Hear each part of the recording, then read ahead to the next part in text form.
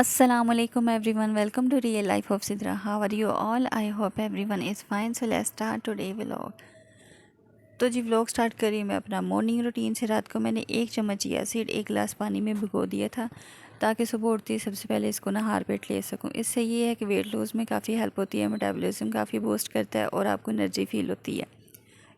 ये तकरीबन लाइव है मुझे 3 से 4 माह हो गए हैं और अभी तक मेरा हाफ़ पैकेट भी नहीं हुआ। तो लेके मैं इसलिए आई थी कि वेट लूज़ करना है और अपना रेगुलर इसको यूज़ करना है, लेकिन डेली बेस पे कुछ ना चीट हो जाता है डाइट में।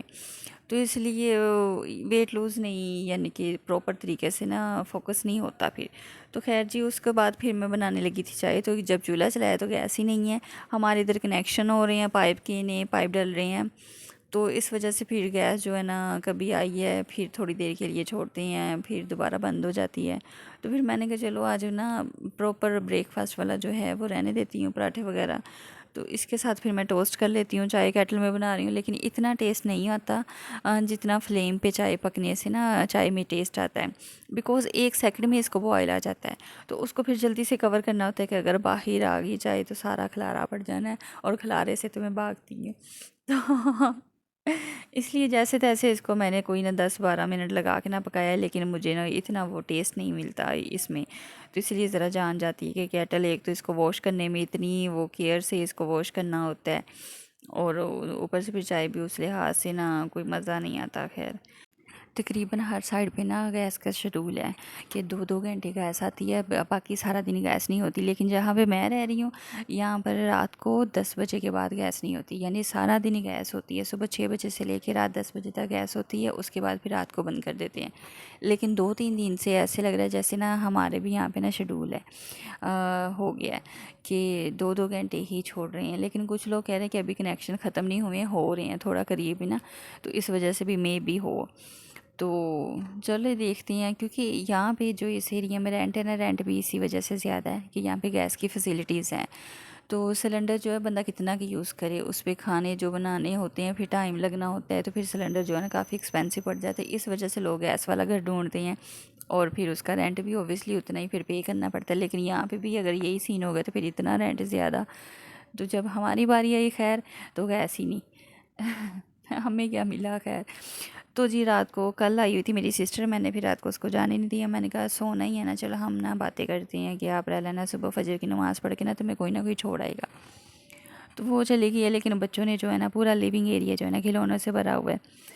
तो अली अभी फ़िलहाल सो रहे हैं। तो मैंने कहा अगर वो उठ गया ना, फिर उसने मुझे किसी टॉयज़ को हाथ नहीं लगाने देना कि मैंने खेलना है, आपने हाथ नहीं लगाना। तो मैंने कहा उसके उठने से पहले पहले ना मैं जल्दी से इसको कवर कर लूँ, उठा लूँ, ताकि लिविंग एरिया साफ़ कर लूँ।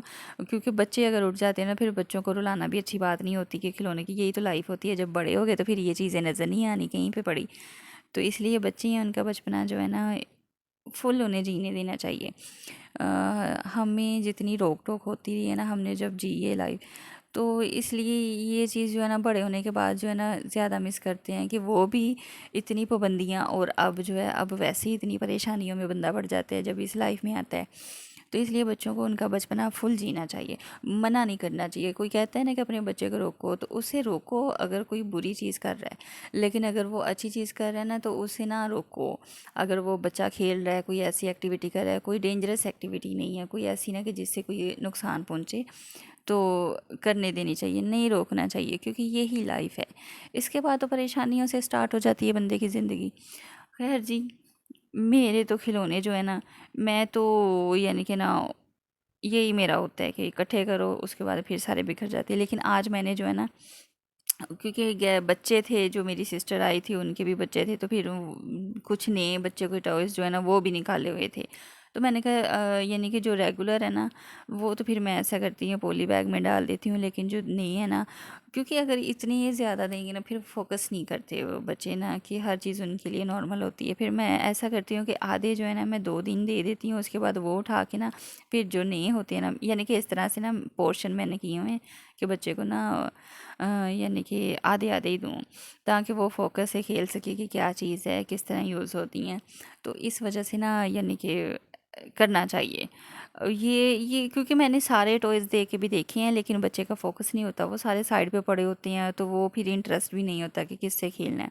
इसलिए थोड़े थोड़े देती हूँ, ताकि जो 2 दिन एक चीज़ से खेल रहा है थोड़े से खिलौने से, और उसके बाद फिर वो उठा के तो ये कर देते। लेकिन खैर ये जो बॉक्स है ना, मैं डॉक्टर बॉक्स बंद कर रही हूँ, इसने मुझे इतना खपा दिया कि मैं कह रही हूँ कि मुझे समझ नहीं हो रही ये खोला किसने है और ये बंद कैसे होना है। बंद ही नहीं हो रहा था, इसमें सामान ही इतना ज़्यादा था कि फिक्स ही नहीं हो रहा था कि इसको कैसे करना है कवर। तो तकरीबन जो नए खिलौने ना वो सारे मैं उठा दूँगी कि ना इतना ज़्यादा फिर वो मैस क्रिएट हो जाता है ना। बच्चों की तो खेलें हैं ही हैं, चले जी अच्छा खेल रहे हैं, लेकिन फिर पैरों के नीचे आते हैं। अगर कोई यानी कि तेज़ी में चल रहा है या कुछ भी है ना, अपने ध्यान से लगा हुआ है, काम कर रहा है, तो वो फिर पैरों के नीचे फिर इतने ज़्यादा, मैंने कहा नहीं, यानी कि इतना भी नहीं होना चाहिए। थोड़े से रखती हूँ, चंद दिनों के बाद ना फिर निकाल के दूँगी इसको, पुराने वाले वापस रख दूँगी। लेकिन मुझे ना आप लोगों से एक बात करनी है। मैं ऐसी ना टिकटॉक देख रही थी, तो एक ना यानी कि वीडियो मेरे सामने आई। वीडियो यानी खैर इससे रिलेटेड आई, यूट्यूब से रिलेटेड आई कि ना यानी एक फैमिली व्लॉग है। फैमिली व्लॉग तो नहीं, खैर जैसे मैं अपनी व्लॉग शेयर करती हूँ ना आप लोगों से, कि मेरी इसमें फैमिली तो नहीं आती, कभी कभार भाई आगे तो आगे, लेकिन इस तरह से नहीं आते कि जिस तरह से व्लॉग जो फैमिली व्लॉग होते हैं ऐसे नहीं है। लेकिन यानी कि जैसे तकरीबन जो है ना, मैंने अगर अपना यूट्यूब चैनल भी बनाया है ना, तो मैं तकरीबन उसी के व्लॉग्स देखती थी कि इतनी लिमिट होनी चाहिए, इससे ज़्यादा नहीं। तो वो यानी कि उससे देख के मैंने, मेरा मेरा नहीं ख्याल कि जिस तरह से यानी कि मैं व्लॉग बनाती हूँ इसमें कोई बेहूदगी है या फिर इसमें कोई रॉन्ग मैसेज है देती। तो इसलिए मेरा नहीं ख्याल। अगर तो कोई ऐसा फ़ील है तो प्लीज़ आप मुझे ज़रूर कमेंट में बताना कि ये आप ना यहाँ से आप मिसगाइड कर रहे हो या गलत मैसेज है, प्लीज़। तो उस बेचारी का ना यंग है माशाल्लाह, तो ना रिश्ता यानी कि कहीं पे हुआ, अच्छी ये जॉब से रिलेटेड बंदा है, अच्छा घर है, सारा कुछ है। तो उसने ना, उसकी स्टोरी सुन रही थी मैं टिकटॉक पे, उसने शेयर की कि ना सब कुछ अच्छा हो गया, कि सब सेटल हो गया, कि रिश्ता हो गया, एंगेजमेंट हो गई, सारा हो गया। बट उसने ना फिर ओबियसली, जब इंसान की लाइफ के कुछ भी है ना, ये छुपाया तो नहीं जा सकता। यूट्यूब का काम अगर कोई कर रहा है, फोकस कर रहा है, उसने ना उसे बता दिया, यानी वो बता रही है कि मैंने ना अपने जो फियोंसी है ना उसको मैंने बता दिया कि मेरा ना यूट्यूब चैनल है, तो मैं इस तरह से ना अपनी रूटीन शेयर करती हूँ। तो उस बंदे ने ना यानी कि ने ये देखा यूट्यूब चैनल, तो उसने ना यानी कि उसने अपने यूट्यूब का लिंक नहीं दिया कि मैं देखूं सही सेटिस्फाइड है, मैं पहले बातें करके उसे समझा के देखती हूँ। तो उसने ना फिर वो यानी कि रिजेक्ट कर दिया उस बच्ची को, उस लड़की को, कि यूट्यूब का चैनल है, ये ना सोशल मीडिया पे काम कर रही है। यानी क्या है सोशल मीडिया, यानी कि मैं ना परेशान हो गई हूँ कि मेरा खुद का ये चैनल चला रही हूँ, मेरी फैमिली को नहीं पता। मेरे जस्ट भाई वीडियो में आते हैं, वो ये समझ रहे हो कि ये वीडियो बना रही, क्योंकि कभी कभार क्लिप बना लेते हैं, लेकिन उनको भी मैंने नहीं बताया। मेरे जस्ट 2 छोटे भाई और मेरी मम्मा और मेरी सिस्टर मेरे साथ होती हैं छोटी, उनको पता है कि हम ना ये फैमिली व्लॉग नहीं है, सॉरी, यूट्यूब का चैनल बना के ना वीडियोस बना के तो मैं शेयर करती हूँ। बिकॉज़ मैंने खुद यानी कि अपनी अम्मी से इस चीज़ का यानी कि ये कह लें कि बात की हुई है कि मैं कोई ऐसा काम नहीं करूँगी जिससे ना कोई आपको शर्मिंदगी हो या माशरे में मैं खुद बदनाम हूँ। ऐसी कोई लड़की की इतनी हिम्मत नहीं होती कि कोई अपनी बदनामी खुद ही करवा ले। तो फिर मैंने प्रॉपर उनसे बात की अपनी मदर से कि मैं बना लूँ। तो फिर उन्होंने कहा कि जब एक बंदे का ज़रिया ही नहीं है इनकम सोर्स का, तो फिर उन्होंने कहा कि बेटा चलो ठीक है आप बना लो, लेकिन किसी से ज़िक्र नहीं करना आपने कि आप ये काम कर रही हो, कि यूट्यूब से ना अपनी अर्निंग का जो है ना आप कर रहे हो।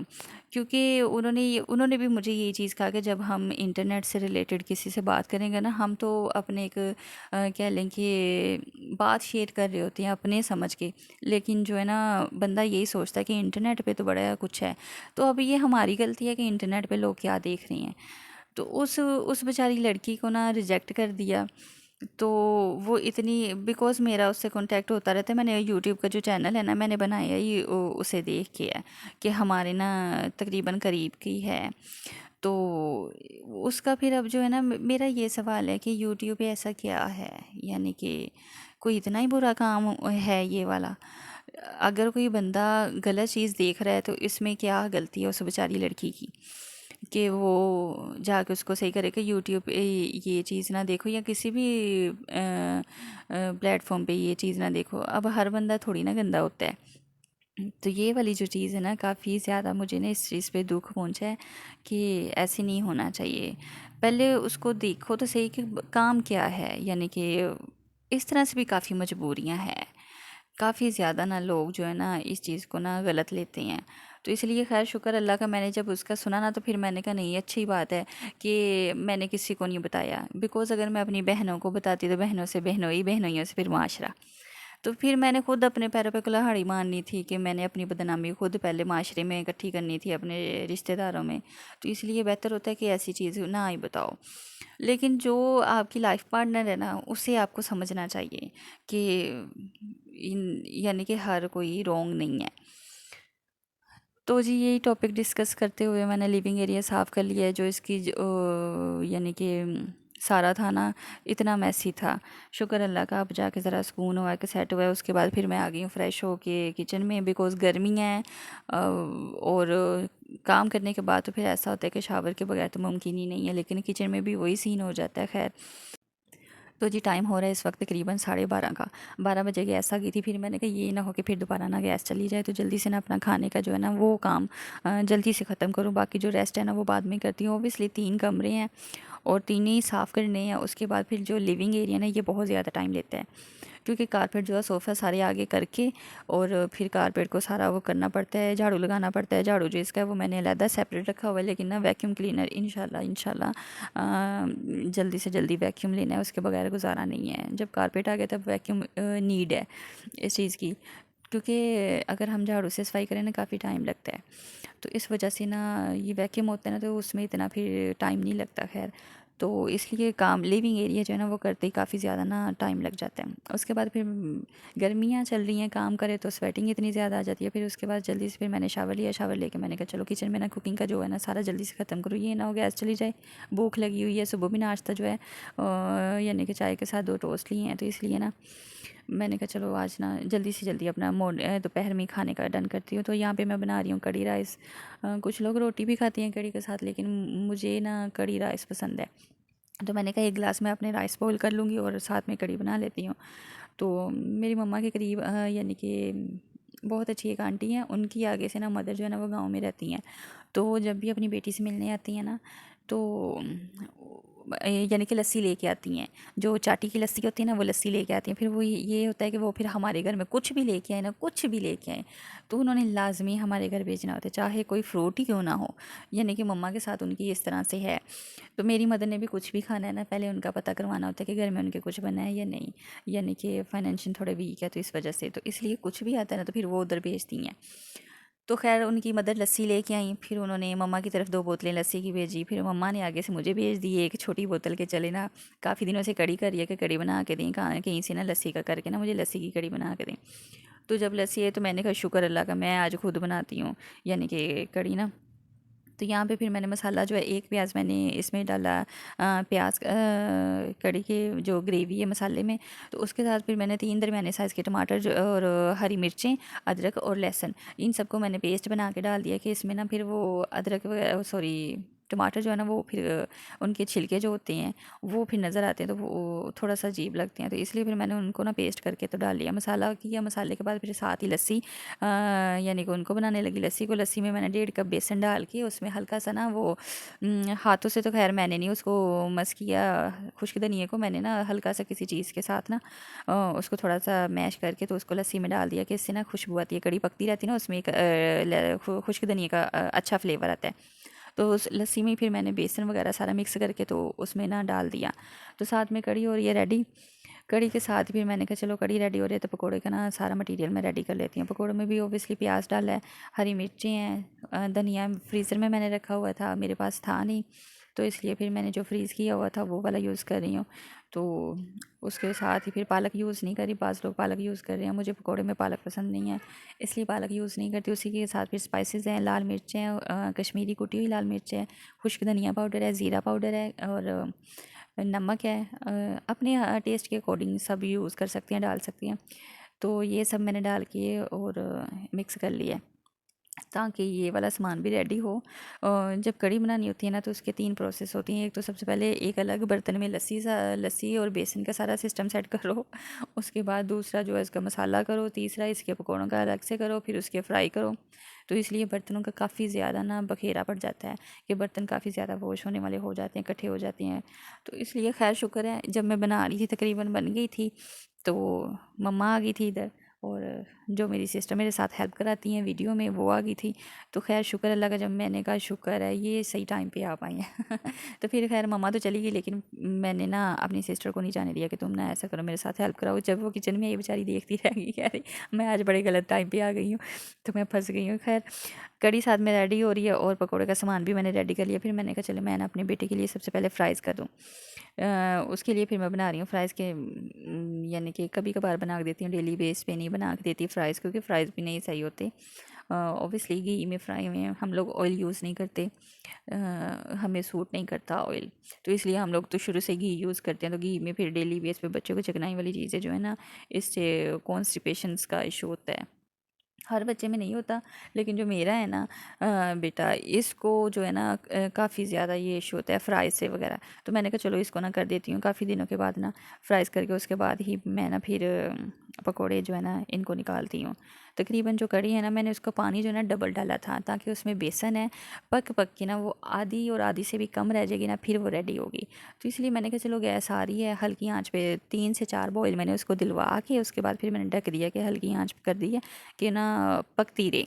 तो साथ में फिर मेरे ये जो काम है ना ये सारे होते रहें।